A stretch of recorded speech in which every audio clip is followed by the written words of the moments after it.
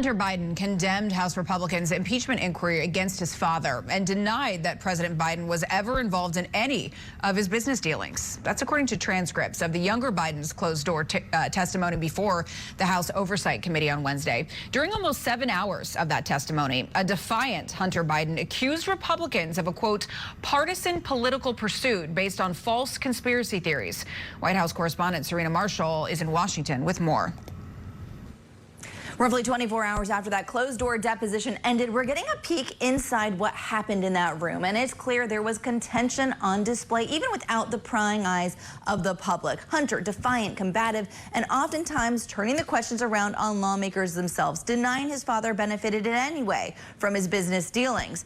Nearly 230 pages of questioning from the roughly 7-hour deposition. Lawmakers peppered him with inquiries into his relationship with his father, the Biden brand, his emails, and other forms of communication.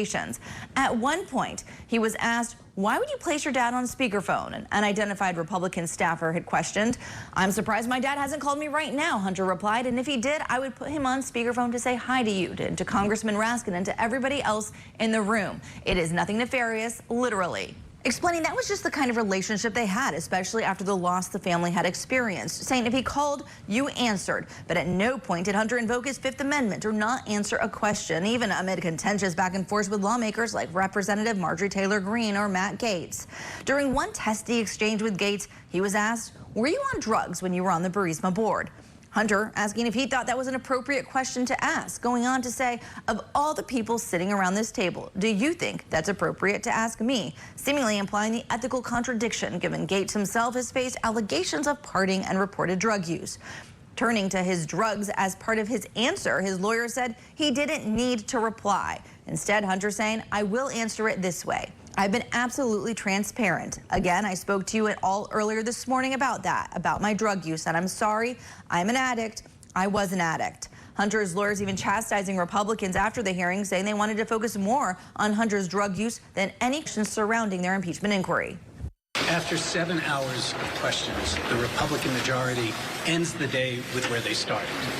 They have produced no evidence that would do anything to support the notion that there was any financial transactions that involved Hunter with his father, period.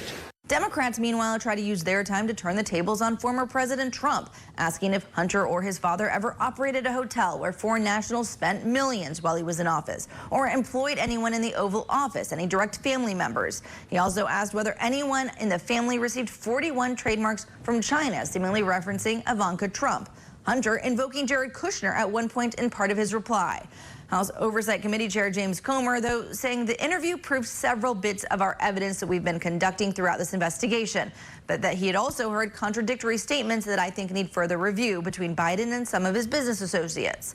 He also said the next step in this would be a public hearing. However, no such hearing has yet to be scheduled. And even after that long deposition, Republicans still producing no concrete evidence that President Biden benefited from his family's foreign business dealings. Serena Marshall, Scripps News, Washington.